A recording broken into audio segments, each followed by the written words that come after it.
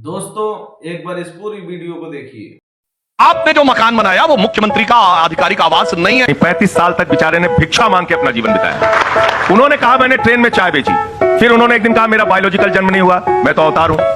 और 8,400 करोड़ रुपए के जहाज में चलते हैं। 8,400 करोड़ रुपए कौन सा जहाज होता है? 10 साल से यहाँ पे बाइडन की, ट्रंप की, ओबामा की सरकार है, उसको कौन भगाएगा? केजरीवाल भगा सकता क्या असल में किसकी देन है? राज्य सरकार की जिम्मेदारी कैसे है रोहिंग्या, जबकि बॉर्डर पर तो तैनात सेना। बिल्कुल सही सवाल है, बिल्कुल टेक्निकल जवाब देता हूं। और केंद्र सरकार की यह जिम्मेदारी है कि वो अंदर ना आने पाए। हमारी सरकार आने के बाद घुसपैठ नहीं हो रही। राज्यों की समस्या जानते कहां से होती है? जब कोई अंदर घुस आता है तो उसका जो आधार कार्ड बनता है, उसको जो प्रमाण पत्र मिलता है, जो राशन कार्ड इश्यू होता है, पूर्णतः राज्यों के अधिकार में है। और इसीलिए जब हम उसको वेरीफाई करने की बात कर रहे थे तो ये सब के सब विरोध में खड़े थे। और इसीलिए सीए जो केंद्र से पारित कानून था, उसके खिलाफ दिल्ली की विधानसभा में इन्होंने प्रस्ताव पारित करवाया था। आइए देखते हैं, मजा आएगा। देखिए सुधांशु जी बहुत होशियारी से बात करते हैं, आधी बात रखते हैं, आधी बात छोड़ देते हैं। इन्होंने कहा कि बांग्लादेशी घुसपैठिया अगर हिंदुस्तान में आ गया तो उसको राशन कार्ड कौन देता है, कौन नहीं देता है, उस पर चर्चा में ले गए। मैं तो आपसे ये पूछ रहा हूं कि बांग्लादेशी घुसपैठियों का 2.5 करोड़ का आंकड़ा इसी प्रोग्राम में आपने कहा कि आपको 2006 में मिला। तो भैया आप मुझे बताइए, 10 साल से यहां पे बाइडन की, ट्रंप की, ओबामा की सरकार है, उसको कौन भगाएगा? केजरीवाल भगा सकते हैं क्या? संजय सिंह भगा सकते हैं क्या? सुधांशु त्रिवेदी भगा सकते हैं क्या? नहीं। अमित शाह, नरेंद्र मोदी और एस जयशंकर डिपोर्ट करना चाहिए उनको। घुसपैठियों को, इलीगल घुसपैठिया कोई भी मिलेगा उसको आप ही भगा सकते हैं, कोई दूसरा नहीं भगा सकता। उसका आंकड़ा रखिए देश के सामने, कितना आपने लोगों को भगाया। बात तो सही है। अरे भैया आपने तो जब से पार्टी शुरू हुई ऐसी लगती मारी है सबको कि पहले प्रशांत भूषण, शांति भूषण, योगेंद्र यादव, कुमार विश्वास, साजिया इल्मी और वो किरण बेदी, वहां से लेके अन्ना हजारे तक को किनारे कर दिया। अब केजरीवाल जी कह रहे हैं इस जमी से आसमां तक मैं ही मैं हूं, दूसरा कोई नहीं, जो सब साथ में मिलकर आए थे। तो आपने आम आदमी पार्टी जानते क्या गति की? देखी जमाने की यारी, बिछड़े सभी बारी बारी। मैं तुम्हें अभी समझाता हूं। आप कहते हैं कि इसको लत्ती उसको लत्ती। अरे भैया जिन जिन लोगों पे आपने ऐसे ऐसे आरोप लगाए कि अगर उसका रिप्ले चला दिया जाए तो आपको बुरा मत मानिएगा, कार्यक्रम में आप खड़े नहीं हो पाएंगे। 70,000 करोड़ रुपए के घोटाले का आरोप लगाया आपने अजित पवार को, गले लगा लिया। आपने मुकुल राय, शुवेंदु अधिकारी पे नारदा सारदा स्कैम का आरोप लगाया, गले लगा लिया।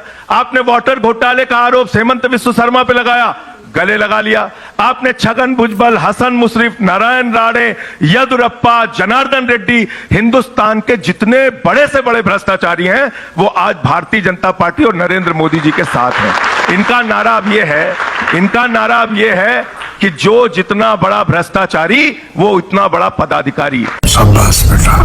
कथनी करनी के अंतर का बहुत अच्छा सवाल आपने पूछा, मैं उसका जवाब दे देता हूं। केजरीवाल जी ने कहा बिजली फ्री देंगे, दिया। पानी फ्री देंगे, दिया। बस की यात्रा फ्री कराएंगे, किया। बुजुर्गों की तीर्थ यात्रा कराएंगे, फ्री, वो किया। दिल्ली के अंदर स्कूल फ्री, इलाज फ्री, मोहल्ला क्लिनिक की व्यवस्था, 6,800 किलोमीटर की सीवर पाइपलाइन, 4,000 किलोमीटर की वाटर पाइपलाइन, 10,000 किलोमीटर की नई सड़कें, 250 किलोमीटर मेट्रो, 10,000 अस्पतालों के बेड बनाए, 3 लाख सीसीटीवी कैमरे लगाए, 4 लाख स्ट्रीट लाइट दिल्ली के अंदर लगाई। सबके काम के नाम पे वोट मांगते हैं, एक बात। दूसरी बात, आपने कहा आपके वादे क्या है? 15 लाख देने का वादा, काला धन लाने का धोखा दिया। आपने कहा फसल का दाम 2 गुना कर देंगे, धोखा दिया। आपने हर चीज पे धोखा देने का काम किया, इसलिए आपकी पार्टी का नाम अब मैं फिर दोहरा रहा हूं, बड़का झूठा पार्टी होगी। कथनी करने का अंतर क्या होता है? कि मुझे तो सुन के आश्चर्य होता है कि शीला दीक्षित जी के घर में 15 एसी लगे हैं। मुझे तो यह आश्चर्य है कि सुना है कि बाथरूम में भी एसी लगे हैं। और आगे कहते मेरा कलेजा कांप उठता है यह सोचकर कि जिस दिल्ली में 40% जनता झुग्गी झोपड़ी में रहती है, कैसे कोई मुख्यमंत्री ऐसे आलीशान महल में रहता है। और अब तो शीश महल छोड़िए, अब तो इतने मजेदार हैं, ये भारत के इकलौते चीफ मिनिस्टर हैं जिनको 2-2 राज्यों की Z+ सिक्योरिटी चाहिए। एक दौर में कहते थे मुझे सिक्योरिटी नहीं चाहिए, गाड़ी नहीं चाहिए, वो सब छोड़िए, वो बहुत सारी बातें हो गई हैं, वो बार बार हम क्या रिपीट करें, हमारे बहुत से लोग करे होंगे। मगर एकमात्र उदाहरण आपको मिलेगा कि Z+ सिक्योरिटी चाहिए। और कोई दूसरा सीएम बताइए इसे दूसरे राज्य की भी Z+ चाहिए, यानी सरकार आधी और सिक्योरिटी डबल, Z++। ये देखिए, इसे कहते हैं देख तेरे संसार की हालत क्या हो गई भगवान, कितना बदल गया इंसान। यही कथनी और करनी में फर्क। अब आपका सवाल इनसे। अभी मजा आएगा ना भिड़ो। देखिए आदरणीय हमारे प्रधानमंत्री जी, उनका कथन है, मेरा नहीं। 35 साल तक बेचारे ने भिक्षा मांग के अपना जीवन बिताया, ये उनका कथन है। उन्होंने कहा मैंने ट्रेन में चाय बेची, फिर उन्होंने एक दिन कहा मेरा बायोलॉजिकल जन्म नहीं हुआ, मैं तो अवतार हूं, और 8,400 करोड़ रुपए के जहाज में चलते हैं, 12-12 करोड़ की 6 गाड़ियों में चलते हैं, दिन भर में 3 बार कपड़े बदलते हैं। मैं गया था उनका राजमहल देखने के लिए, हमें पकड़वा लिया पुलिस ने, बोले हम घुसने नहीं देंगे। हमने कहा भाई दिखा दो 300 करोड़ की कालीन, 200 करोड़ का झूमर, जो वहां पे 67 जोड़ी जूते रखे हुए हैं, दिखाइए। घुसने नहीं दिया, बोले नहीं देखने नहीं देंगे। मैं तो कहता हूं अगर इतना ही शीश महल देखने का शौक है, खुलवा दीजिए सारे प्रधानमंत्री मुख्यमंत्री के घर, पूरे देश के अंदर केंद्रीय मंत्रियों के घर, चलेंगे देखेंगे, उस पर भी चर्चा करते हैं, उस पर भी बातचीत करते हैं। लेकिन कथनी और करनी के अंतर का जहां तक सवाल है, इस देश के नौजवान से पूछिए, इस देश के किसान से पूछिए, माताओं बहनों से पूछिए, ये कैसी सरकार चल रही है।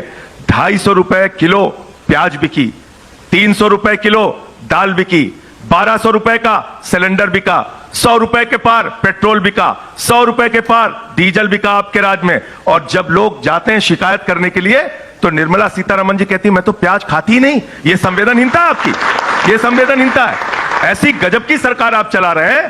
कार नहीं खरीदो तो टैक्स देना है, कार अपनी बेचो तो टैक्स देना, रुपया बैंक में रखा उस पर इंटरेस्ट मिला तो टैक्स देना है, रुपया जमा करना है तो टैक्स देना है, निकालना है तो टैक्स देना है, एटीएम से पैसा निकालना है तो टैक्स। अरे भैया आपने तो यह हालत कर दी है, वाकई वो गब्बर सिंह टैक्स बन गया है कि दिन रात इंसान सुबह से लेकर रात तक आपको टैक्स देता रहता है, बदले में उसके हिस्से में कुछ नहीं आ रहा है। आपने 200 लाख करोड़ के कर्जे में हिंदुस्तान को डुबा दिया, आपने 15 लाख करोड़ रुपए चंद पूंजीपतियों का माफ कर दिया, आपने 3,54,000 करोड़ रुपए 43 कंपनियों का हेयर कट के नाम पे सेटलमेंट के जरिए उनका खत्म कर दिया।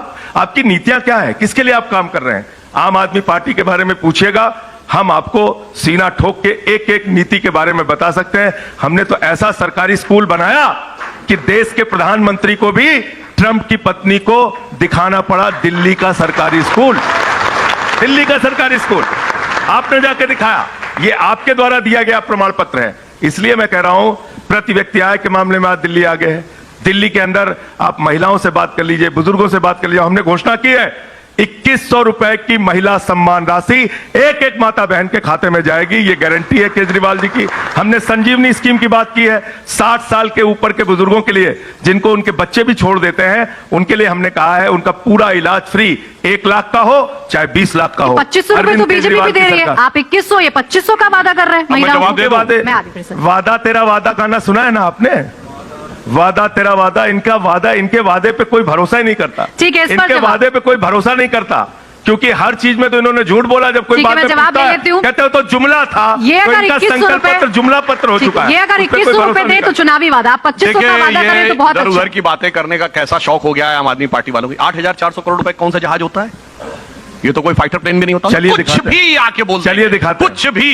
अब मैं बताना चाहता हूं, जो ये बात कहने का प्रयास करते हैं, प्रधानमंत्री जी का आवास 7 लोक कल्याण मार्ग भारत के प्रधानमंत्री का आवास है। उसमें जिसमें आज मोदी जी रह रहे हैं, उसी में मनमोहन सिंह जी रहते थे, उसी में अटल जी रहते थे, उसी में देवगौड़ा जी, गुजराल जी और अपने राजीव गांधी जी और नरसिम्हा राव तक रहते थे। आपने जो मकान बनाया वो मुख्यमंत्री का आधिकारिक आवास नहीं है। और दूसरी बात मैं कहना चाहता हूं, इन्होंने कहा कि दिल्ली की बड़ी खिदमत की, तो मैं बताना चाहता हूं जब इनकी सरकार आई दिल्ली सरप्लस का बजट था, 1.54% ऑफ द रेवेन्यू सरप्लस था।